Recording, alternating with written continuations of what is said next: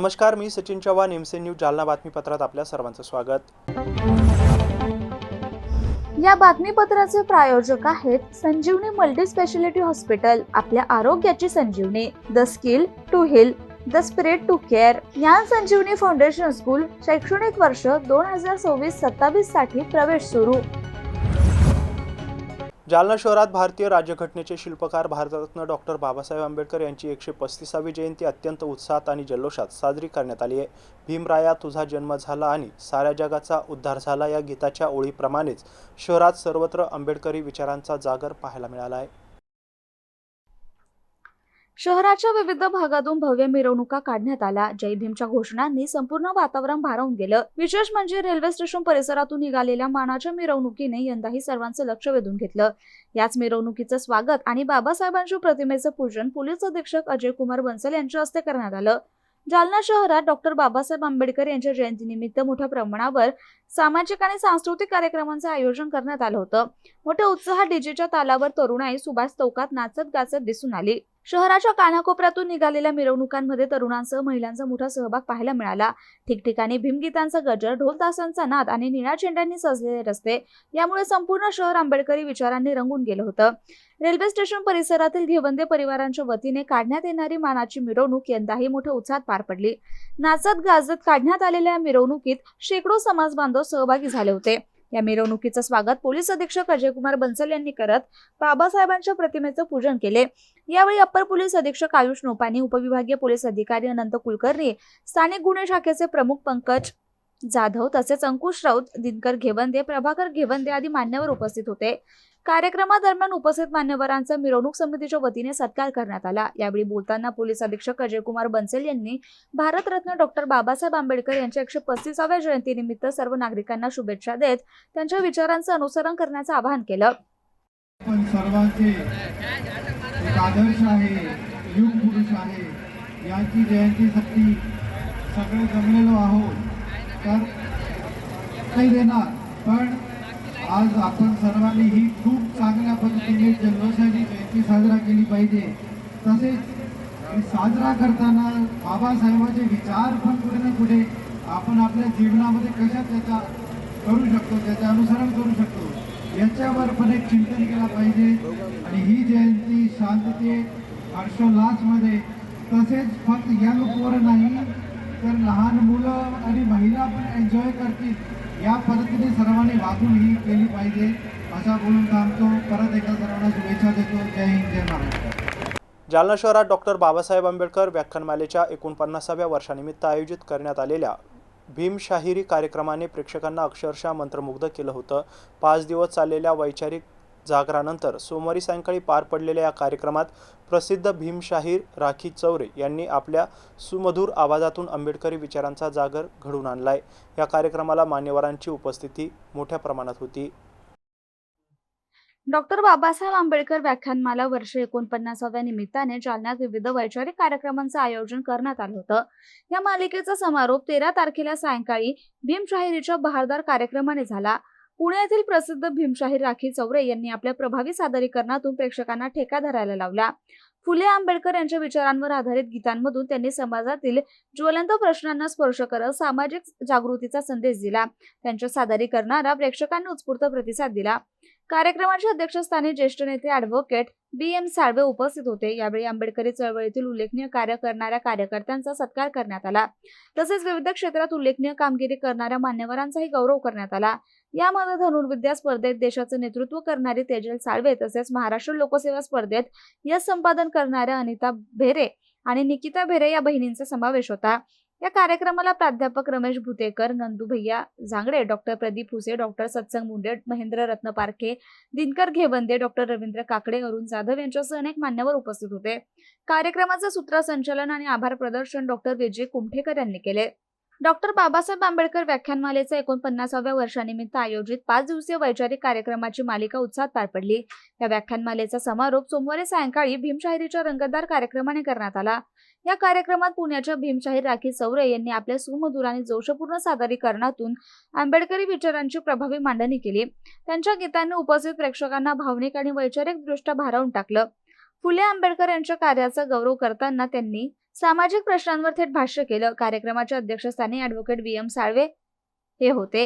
यावेळी आंबेडकरी चळवळीत सक्रिय योगदान देणाऱ्या कार्यकर्त्यांचा सत्कार करण्यात आला। तसेच विविध क्षेत्रात उल्लेखनीय संपादन करणाऱ्या तेजल साळवे, अनिता भेरे आणि निकिता भेरे या मान्यवरांचाही सत्कार करण्यात आला। या कार्यक्रमाला विविध क्षेत्रातील मान्यवरांनी उपस्थिती लावून कार्यक्रमाची शोभा वाढवली। व्याख्यानमालेचे अध्यक्ष डॉक्टर शांताराम रायपुरे, सचिव सुधाकरबाई रत्नपारखे आणि सुनील साळवे यांच्या हस्ते सत्कार सोहळा पार पडला। एकूणच भीमगीतांच्या माध्यमातून आंबेडकरी विचारांचा जागर घडवणारा हा कार्यक्रम जालन्यात उत्साहात आणि दिमाखात संपन्न झाला। ट्रॅव्हल्स चालकाला डुलकी लागल्याने धावत्या ट्रकला ट्रॅव्हल्स धडकून समृद्धी महामार्गावर भीषण अपघात घडलाय। या अपघातात 10 ते 12 प्रवासी जखमी झाले असून जालना जिल्ह्यातील केळीगव्हाण शिवारात समृद्धी महामार्गावर आज सकाळी ही घटना घडली आहे। सर्व जखमी प्रवाशांवर जालना येथील जिल्हा सामान्य रुग्णालयात उपचार सुरू आहेत। जालन्यात समृद्धी महामार्गावर ट्रॅव्हल बस आणि भंगार घेऊन जाणाऱ्या ट्रकचा भीषण अपघात घडलाय। समृद्धी महामार्गावरील केळीगव्हाण गावाजवळ ही घटना घडली। मिळालेल्या माहितीनुसार ट्रॅव्हल्स बसने पाठीमागून भंगार घेऊन जाणाऱ्या ट्रकला जोरदार धडक दिली। या अपघातात ट्रॅव्हल्समधील सुमारे 10 ते 12 प्रवासी जखमी झालेत। जखमींमध्ये चालक, महिला आणि लहान मुलांचा समावेश आहे। सुदैवाने या घटनेत कोणतीही जीवितहानी झाली नाही, मात्र 2 जण गंभीर जखमी झाले। दरम्यान ही खासगी ट्रॅव्हल बस मुंबईहून समृद्धी महामार्गावरून प्रवास करत होती। जालना जिल्ह्यातील केळीगव्हाण गावाजवळ चालकाचं वाहनावरील नियंत्रण सुटल्याने बस समोरील ट्रकवर आदळल्याची प्राथमिक माहिती समोर आली आहे। अपघातानंतर सर्व जखमींना तातडीने जालना येथील जिल्हा सामान्य रुग्णालयात उपचारासाठी दाखल करण्यात आले असून सध्या त्यांच्यावर उपचार सुरू आहेत। दरम्यान ट्रॅव्हल चालकाला डुलकी आल्याने त्याचे वाहनावरील नियंत्रण सुटून हा अपघात घडल्याची माहिती समोर येते।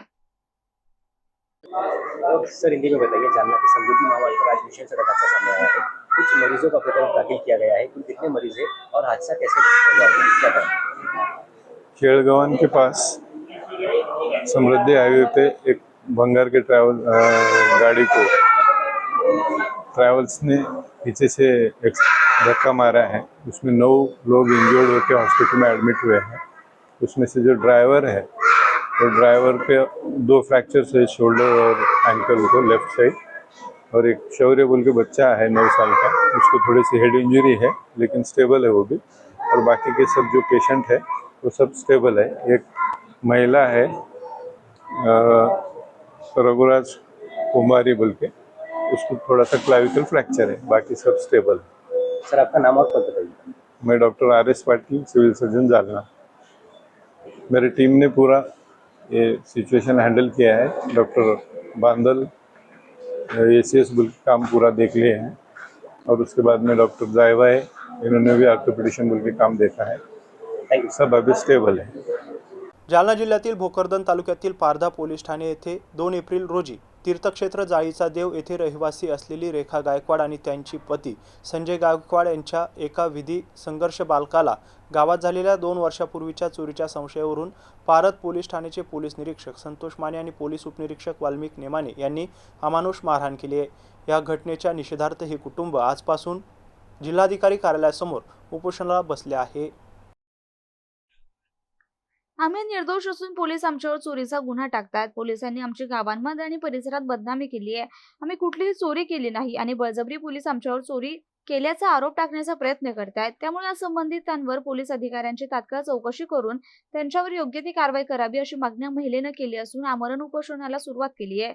पीडित महिलेने आपल्या 2 वर्षाच्या चिमुकलीला सोबत घेऊन हे आमरण उपोषण सुरू केले असून या आमरण उपोषणाचा आजचा पहिला दिवस आहे। आता पोलीस प्रशासन काय भूमिका घेते हे सुद्धा पाहणं महत्त्वाचं ठरणार आहे। आज तुम्ही या ठिकाणी उपोषण करतायत, काय नेमकी मागणी आहे तुमची? माझं नाव रेखा विजय गायकवाड आहे, राहणार श्री क्षेत्र जाळीचा देव। त्या दिवशी अशी घटना घडली, अचानक पोलीस माझ्या दारापुढे आले आणि म्हणाले की तुमच्या पोराला आम्हाला घेऊन जायचं आहे, सौशावरतून फक्त फिंगर त्याचे हे करायचे आहे। आम्ही बोललो ठीक आहे बाबा, घेऊन जा, काय हरकत नाही। मग आम्हाला बोलले तुम्ही त्याचे आईवडील आहे, तुम्ही मागून या आणि त्याला घेऊन जा। आम्ही बोललो ठीक आहे साहेब, तुम्ही जसं बोलसाल तसं आम्ही करू, आपला काही त्याच्यामध्ये गुन्हा नाही आहे, आपल्याला हे माहिती आहे, आपला त्याच्यामध्ये काहीच गुन्हा नाही आहे। मग आम्ही गेलो, 1 तास झाला, 2 तास झाले, 3.5 तास झाले, 4 तासाचे तासावर तास मिटतच गेले। आम्ही उपाशी तापाशी, मला मळमळ होत होतं, वांतेवाणी होत होतं। मी म्हणलं जाऊ दे, आपल्याला आता नाही तर नंतर थोडं थांबून साहेब बोलतीलच। मग माझ्या मालकाला मध्ये बोलवलं, थोडं 2 मिनटं फक्त बसवलं आणि मग दामदंड्या द्यायला लागले. एखादा गुंडा कसा वागतो तसे गुंड्यावानी वागलेत ते माझ्या मालकाबरोबर. आणि दामदट्टी देऊन त्यांना बोलले की मेडिकलची चोरी तू केली, तू हे कबूल कर, नाही जरी कबूल केली तर मी तुझ्यावर गुन्हा टाकेन. माझा मालक बोलला, साहेब ज्यावेळेस हे सगळी घटना झाली मला माहिती नाही, आता तुमच्या तोंडावरून आम्ही ऐकतो की ही घटना झाली आमच्या गावामध्ये, आम्हाला याच्यातलं काही माहिती नाही, पण तुमच्या तोंडातून ऐकलं तर आम्हाला आश्चर्य वाटलं. मग फक्त माझ्या मालकाने एवढं विचारलं की साहेब तक्रार कोणी नोंदवली तुमच्याकडे आमच्या नावची ही, मला फक्त नाव सांगा त्याचं. आपला अधिकार आहे तो, तसं जर म्हणला तर पोलीसवाला आपल्याला डायरेक्ट नेऊ नाही शकत. त्यांनी आपल्या मुलाला डायरेक्ट नेला. माझा मुलगा आत्ताशी 16-17 वर्षाचा आहे, तो त्याचं शिक्षण करतो आणि सुट्टीच्या संदर्भात तो भुसा भासायचा किंवा वावरामध्ये कामाला जातो आणि आमचं पण पोट भरतो आणि तो त्याचं पण पोट भरतो. तर माझ्या मालकाने एवढाच विषय विचारला फक्त, तर मरणाचं बेदम मारलं लगे. आणि याच्या अगोदर माझ्या मुलाला नेलं तर माझ्या मुलाला आम्ही जायच्या अगोदर खूप मारून घेतलं होतं. त्याला इतकं मारला की त्याला समजा असं मी गेल्या माझ्याकडे इशारा करायला लागला की लघवीची जागा कुठं आहे मम्मी इथं. माझ्या डोळ्यात खूप पाणी आलं ते बघून. आणि मग माझ्या मालकाला मारायला लागले तेव्हा मी मध्ये जायला लागली तर एक सहायक म्हणून साहेब बसले होते आमच्या बाजूलाच. मी जायला लागले तर मला बोलतात, ताई तुम्ही मध्ये जाऊ नका, तुम्ही जर मध्ये गेले ना तर ताव तुमच्यावर पडेल. मी बोले हे कोणतं उलटं नाही आहे तुमच्यावाला, तुम्ही आम्हाला बोलता, तुमच्या मुलाला नुसतं खाली हे बोटं जे बोलतात ना ते फिंगर ते तपासण्याकरता आम्ही घेऊन चाललो. बरं बाबा न्या, आपल्याला माहिती आहे आपली काही चुकी नाही आहे. फक्त मग आम्ही म्हणलं साहेब आमचा मुलगा, तर तुम्ही म्हणे मागून या म्हणे आणि घेऊन जा. म्हणलं ठीक आहे साहेब हरकत नाही, येऊत म्हणलं आम्ही. मग आम्ही गेलो. आम्ही गेल्यानंतर आमच्या संग असा गुंडेपणाने वागलेत ते आमच्याबरोबर. कोणाच्या सांगण्यावरून वागता ये असे आमच्याबरोबर. मी आले 6 तारखेला इथे SP ऑफिसला त्यांना निवेदन दिलं. परत 10 तारखेला आले, परत निवेदन दिले, पण यांनी मला कुणीच काय न्याय दिला नाही. आणि माझी गोष्ट अशी म्हणजे मी ह्याच्यातून एक गोष्ट लपवली की यांचं ना खराब नाही झालं पाहिजे की ह्यांनी मला पण मारहाण केली रस्त्यावरती. ते पण ज्यावेळेस येता जाताना कोणी नसताना, उन्हाळ्या काळामध्ये कोणी नसताना त्यावेळेस मला पण त्यांनी लोटपोट केली आणि माझ्या तोंडावर मारलं. अक्षरशः आज माझा दात हालत आहे, याचं कारणीभूत माने आणि नेमानेच आहेत. आज माझ्या गळ्याला असं म्हणजे अडकल्यावानी झालाय काटा. किती वेळा मी तुम्हा लोकांना रिक्वेस्ट करू की मला न्याय द्या, न्याय द्या, मला न्याय का नाही देत आहे तुम्ही. आम्ही गरीब आहो, आम्ही मागून खातो, पण आम्ही चोर नाही आहे. आता काय मागणी आहे? आता मागणी माझी एवढीच आहे की मला न्याय द्यावा. हे जे कोणी कारणीभूत लावलेलं आहे या पोलिसाच्या मागं, या पोलिसवाल्याला पैसे चारून त्यांना माझ्या पुढं आणावं माने आणि नेमान्याने. माझी एवढीच मागणी आहे. कशा करता अत्याचार करता तुम्ही? आमचं एकच मातंगाचं घर आहे म्हणून का या पूर्ण जाळीच्या देवामध्ये? म्हणून काय कारण आहे याचं? इज्जतीत राहणं हा एक पाप आहे का?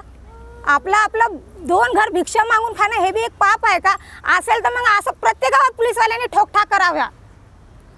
माझी हेच एवढीच निवेदन आहे की प्रत्येक गावात पोलिसवाल्यांनी अशी ठोकठाक करावा की त्यांनी मागून नाही खाल्लं पाहिजे आणि त्यांनी इज्जतीत नाही राहिलं पाहिजे.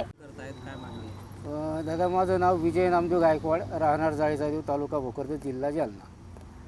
भारत पोलिसांनी मला खोट्या चोरीच्या गुन्ह्यातून तुझ्यावर घे असं त्यांना म्हणत मला मारहाण केली.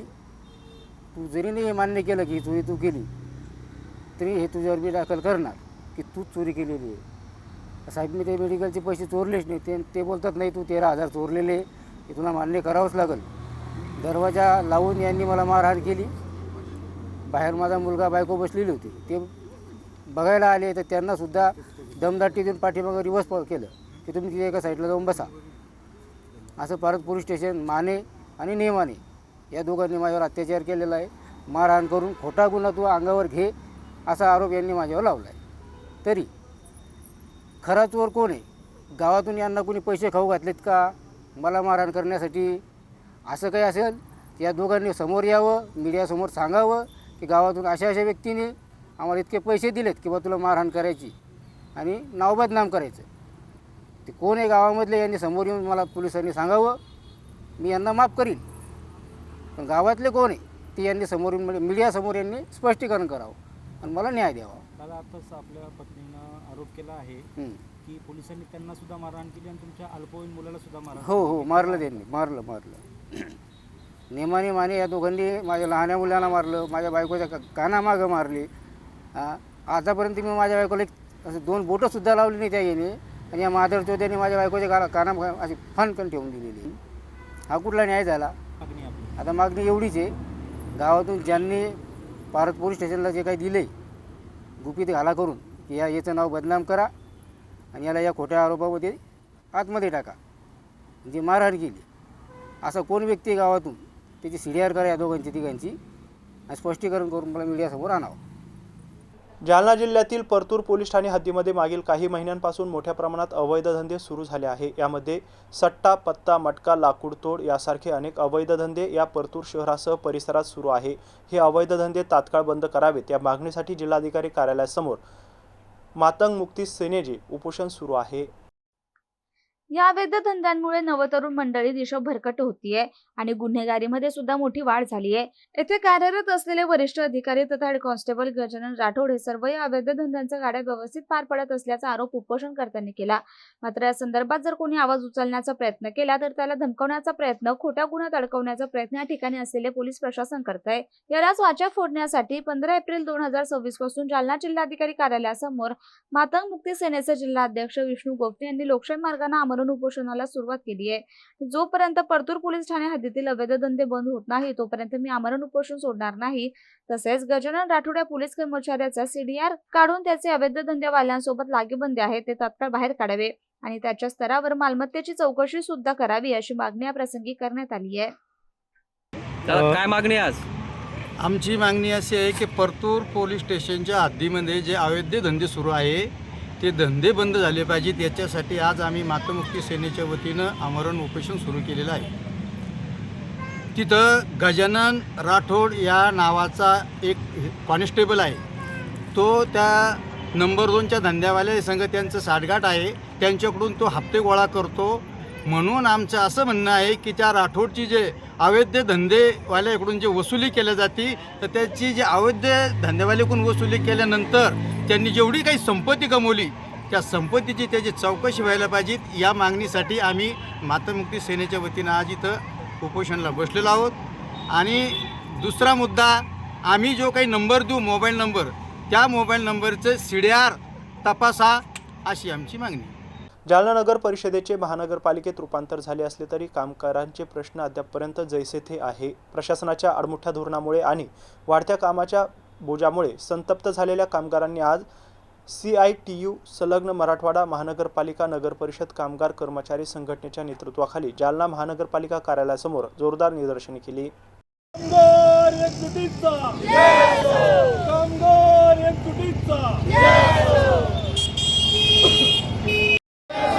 मराठवाडा नगर परिषद कर्मचाऱ्यांचा पगार आमच्या हक्काचा, नाही कोणाच्या बापाचा, कोण मात्र देत नाही घेतल्याशिवाय. अरे पगार आमच्या हक्काचा, घेतल्याशिवाय. अरे लय लय लय लय अत्याचार, लय लय लय लय भ्रष्टाचार. अनेक महिन्यांपासून कामगारांचे प्रश्न प्रलंबित आहेत. विशेषतः सणासुदीच्या काळात फेब्रुवारी आणि मार्च 2026चा पगार अद्याप मिळालेला नाही. अत्यावश्यक सेवेतील कामगारांचे वेतन रोखणे बेकायदेशीर असून हा कामगारांवर अन्याय असल्याचा सूर निदर्शनादरम्यान उमटला. खासगी कंपनीचे कामगार कमी करून कामस्वरूपी कामगारांवर स्कॅनिंग आणि अतिरिक्त कामाचा बोजा टाकण्यात आलाय, परंतु त्यांना मोबाईल किंवा रिचार्ज सारख्या सुविधा पुरवल्या जात नसल्याचा आरोपही संघटनेनं केलाय. आंदोलनानंतर कामगार नेत्यांच्या शिष्टमंडळाने महापालिका आयुक्तांची भेट घेऊन त्यांना मागण्यांचे निवेदन सादर केलं. यावेळी आयुक्तांनी कामगारांच्या प्रश्नांवर सकारात्मक चर्चा करून ते त्वरित निकाली काढण्याचं आश्वासन दिलं. मात्र ठोस अंमलबजावणी होईपर्यंत कामगारांनी आक्रमक पवित्रा कायम ठेवलाय. जर या मागण्यांवर तातडीने सकारात्मक तोडगा काढला नाही तर येत्या काळात बेमुदत कामबंद आंदोलन करण्याचा इशारा कामगार संघटनेनं दिलाय. या आंदोलनामुळे शहराच्या स्वच्छतेवर परिणाम झाल्यास त्या सर्वस्वी प्रशासन जबाबदार असेल असंही निवेदनात नमूद करण्यात आलंय. त्याचबरोबर कामगारांना सेवा श्रेष्ठतेनुसार स्वच्छता निरीक्षकपदी पदोन्नती देण्यात यावी. यास एकूण 13 मागण्यांसंदर्भात हे आंदोलन करण्यात आलं. या आंदोलनात कामगार नेते अण्णा सावंत, सिटूरचे जिल्हाध्यक्ष मधुकर मोकळे, सिटूरचे जिल्हा सचिव ॲडव्होकेट अनिल मिसाळ, युनियनचे जिल्हाध्यक्ष हरिश्चंद्र लोखंडे, जिल्हा सचिव संतोष पाटोळे, संजय खंडागळे, संजय जगदने, लताबाई टेकूर, अनवरबी पठाण यांच्यासह मोठ्या संख्येने कामगार उपस्थित होते. आज आंदोलन केलंय, काय रास्त मागणी होती, काय आपण आयुक्तांची भेट घेतली, काय सांगाल? आज मराठवाडा मनपा नगर परिषद कामगार कर्मचारी युनियनच्या वतीनं जालना महापालिकेच्या कार्यालयासमोर निदर्शने करून आंदोलन करण्यात आलं. या संदर्भात कामगारांच्या जे काही प्रश्न होते त्या संदर्भात आयुक्तांशी चर्चा झाली. त्याच्यामध्ये सगळ्यात महत्त्वाचा मुद्दा असा होता की जे काही कामगारावरती अतिरिक्त काम दिलेलं आहे आणि ते काम झालं नाही म्हणून कामगारांचा पगार कपात केलेला आहे, ते पगार थांबवलेला आहे, तो पगार देण्यात यावा ही एक मागणी होती. कारण की 40 लोकांचा पगार थांबवून ठेवलेला आहे आणि आयुक्ताचं म्हणणं आलं की यांचं काम परफॉर्मन्स बरोबर नाही, पण त्यांना जर आवश्यक ती साधने दिली गेली नाहीत तर ते काम कसं करतील हा एक विषय आहे. कारण की कामगाराकडचे जे मोबाईल आहेत ते तेवढे चांगल्या क्वालिटीचे नाही आहेत. आम्ही त्यांना मागणी केली की तुम्ही कामाच्या अनुरूप जे काही इन्स्ट्रुमेंट असेल ते तुम्ही कामगारांनी दिलं पाहिजेत, त्यांना मोबाईल रिचार्ज दिला पाहिजेत, मोबाईल दिले पाहिजेत. तर त्यांचं म्हणणं आलं की हा मोबाईल देणं हे काही आमच्या लेवलचा प्रश्न नाही आहे, हा वरच्या स्तरावरचा प्रश्न आहे. आम्ही त्या संदर्भात वरती पाठपुरावा करू, तसा प्रस्ताव देखील पाठवू. त्याचबरोबर कामगारांना जे काही काम करताना अत्यावश्यक जी साधने लागतात, झाडू असेल, गमबूट असेल, ड्रेस कोड असेल, हे साधनं देखील दिल्या जात नाहीत. तर ते देण्याचं देखील त्यांनी आत्ताच संबंधित अधिकाऱ्यांना सूचना केल्यात की ते काय काय साधनं लागतात ते संबंधित कर्मचाऱ्याकडनं माहिती घेऊन ते त्यांना पुरवल्या जावीत. आणि घरकुल संदर्भात एक मागणी होती की घरकुलाचाही प्रश्न मार्गी काढण्यासंदर्भातला प्रस्ताव पाठवलेला आहे असं त्यांनी सांगितलेलं आहे. अशा मागण्यासंदर्भात त्यांनी सकारात्मक अशी चर्चा केली आणि आम्ही लवकर तोडगा काढू असंही त्यांनी सांगितलं. ॲडव्होकेट अनिल मिसाळ. ज्ञानदीप फाउंडेशनतर्फे महामानव डॉक्टर बाबासाहेब आंबेडकर यांच्या जयंतीनिमित्त अभिवादन सोहळा कार्यक्रमाचं आयोजन जिजामाता शाळेत करण्यात आलं होतं. सत्यदीप फाउंडेशनच्या वतीने आणि दिलासा बचत गट फेडरेशन, शिवनेरी पतसंस्था तसेच जिजामाता शाळा यांच्या सहकार्याने भारतीय राज्यघटनेचे शिल्पकार डॉक्टर बाबासाहेब आंबेडकर यांची जयंती उत्साहात साजरी करण्यात आली. जिजामाता शाळा परिसरात आयोजित या कार्यक्रमात मान्यवरांनी बाबासाहेबांच्या प्रतिमेस पुष्पहार अर्पण करून विनम्र अभिवादन केले. कार्यक्रमाच्या अध्यक्षस्थानी शिवनेरी पतसंस्थेच्या अध्यक्षा विमल पाटील होत्या. व्यासपीठावर प्रमुख उपस्थिती म्हणून पुष्पा आगलावे आणि जिजामाता शाळेचे प्रभारी मुख्याध्यापक संतोष बोडखे उपस्थित होते. या प्रसंगी बोलताना विमल पाटील यांनी सांगितलं की डॉक्टर बाबासाहेब आंबेडकरांचे विचार समाजाच्या प्रत्येक घटकासाठी प्रेरणादायी आहे. शिक्षण आणि सामाजिक एकोपा ही त्यांच्या स्वप्नातील प्रगत भारताची गुरुकिल्ली आहे. पुष्पताई आगलावे यांनीही आपल्या मनोगतातून बाबासाहेबांच्या शैक्षणिक कार्याचा गौरव केला. प्रभारी मुख्याध्यापक संतोष बोडखे यांनी कार्यक्रमाचे प्रास्ताविक केले. सोहळ्याचे खास आकर्षण म्हणजे जिजामाता शाळेतील 4वी ते 9वीच्या विद्यार्थ्यांनी मांडलेले विचार. अतिशय ओघवत्या भाषेत विद्यार्थ्यांनी बाबासाहेबांचा जीवन प्रवास उलगडला. शाळेतील शिक्षक आणि कर्मचाऱ्यांनीही आपल्या मनोगतातून महामानवाला अभिवादन केले. सहकार्य आणि नियोजन सत्यदीप फाउंडेशन आयोजित या कार्यक्रमात दिलासा फेडरेशनच्या महिला सदस्य आणि शिवनेरी पतसंस्थेचे ग्राहक मोठ्या संख्येने उपस्थित होते. कार्यक्रमाचं सूत्रसंचालन सहशिक्षक व्यंकटेश शेळके यांनी केले, तर दीपाली पांगरकर यांनी उपस्थितांचे आभार मानले. सत्यदीप फाउंडेशनला या आयोजनात दिलासा, शिवनेरी आणि जिजामाता शाळा या संलग्न संस्थांचं मोलाचं सहकार्य लाभलं. याबरोबरच हे बातमीपत्र इथंच संपलंय. पुन्हा भेटूया पुढील बातमीपत्रात.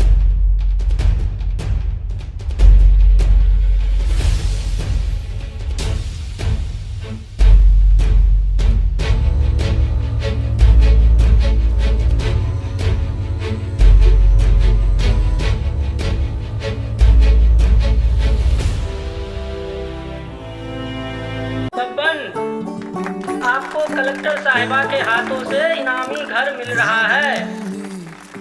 आपका घर बहुत सुंदर होगा ना? अरे नहीं बेटा, हम तो बहुत छोटे आदमी हैं। चाचू डोंट वरी, मैं बड़ी होकर आपके लिए और सबके लिए मजबूत और सुंदर घर बना के दूंगी. कालिका सरिया लाना मत भूलना.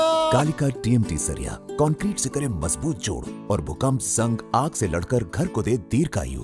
कालिका सरिया मैं भूली नहीं. बेटिया आप कलेक्टर. कालिका TMT, फैसला जो मजबूत हो. संजीवनी मल्टी स्पेशालिटी हॉस्पिटल, ऋषी पार्क, अंबर चौफुली, जालना.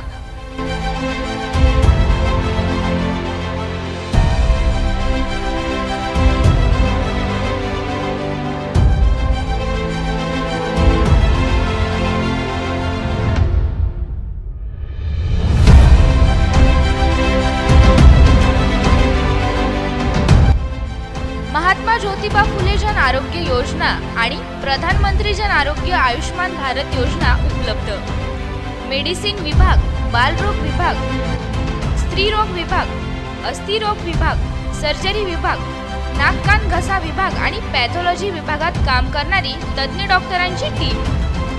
उपलब्ध सुविधा ICU, NICU, जालना शहरातील अद्ययावत Ultima of 100 with stent boost cath lab, modular operation theatre, dialysis विभाग, cardiac care unit CCU, angiography सुविधा, एंजिओप्लास्टी सुविधा, 24 तास अत्यावश्यक सेवा आणि कार्डियक ॲम्ब्युलन्स उपलब्ध। महाराष्ट्र पोलीस कुटुंब आरोग्य योजनेसह सर्व आरोग्य विमा कंपन्यांचे कॅशलेस उपचार। संजीवनी मल्टी स्पेशालिटी हॉस्पिटल आपल्या आरोग्य